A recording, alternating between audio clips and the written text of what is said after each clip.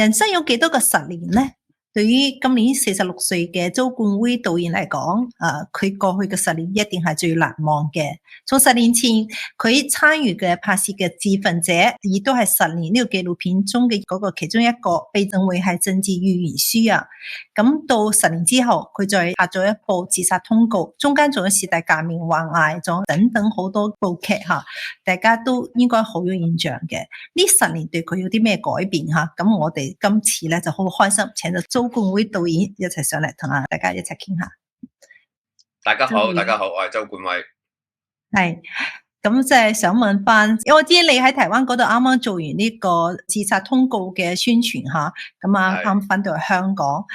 咁就想從呢過去10年先講起先啦。你知我其實當時睇10年嗰片嗰時，2015年啊。當時未知道，咁10年之後會發生咁多事啊，所以咧而家都係將你帶翻去10年前嘅畫面。當時你拍《自焚者》吓，當時你覺得即係嗰時嘅香港同而家10年後嘅香港有啲咩感受啊？感受就咁確實係變化好大嘅吓，即係10年前嘅香港吓，其實就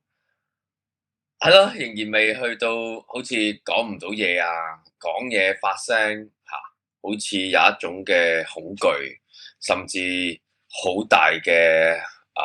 政治風險咁樣樣，所謂嘅國安紅線吓，咁好多嘅政治犯，咁呢10年就係一個好大嘅一個轉變咯，對我嚟講吓，咁你頭先講介紹嘅時候講10年係紀錄片，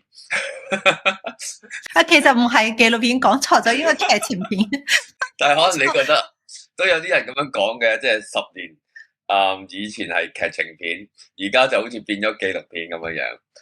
吓。咁你呢個錯誤咧，對我嚟講都係一個有趣，亦都係或許都係一個心理上面一個事實嚟嘅。個事實就係我而家睇翻，好似係一個紀錄片嘅原因係。好似你 recall 翻個歷史我10年前點樣想像，10年前點樣害怕香港會出現啲乜嘢事，咁呢個都係過咗去啦。呢套片已經係10年前啦咁樣。咁而10年唔單單係一套電影喎，10年呢個電影嘅遭遇，我覺得都係香港電影嘅政治上嘅歷史上邊嘅一個其中一個，我唔想講里程碑，好似好大嘅嚇。都係一個可以攞出嚟講嘅一點，因為10年呢個電影喺香港即係公映嘅時候就有好多嘅輿論有左派報紙嘅攻擊，咁變咗戲院亦都係一個好非常之叫做可以一提嘅一點就係即係戲院竟然係唔睇錢份上資本主義嘅香港好爆嘅嗰時嗰個片好收得㗎，嗰時我都有做採訪。資本主義嘅香港竟然有錢唔賺，係嘛？咁為呢個政治壓力咧，而可以話刪除呢一個10年喺戲院上映嘅機會。咁跟住咧就係社區放映啊嘛。咁變咗咧，我想講嘅就係，即係呢套電影變咗一個社會運動，好多人我要睇呢套電影。呢個電影就係代表政權，令到香港改變制度，追求呢一種資本主義係嘛，自由。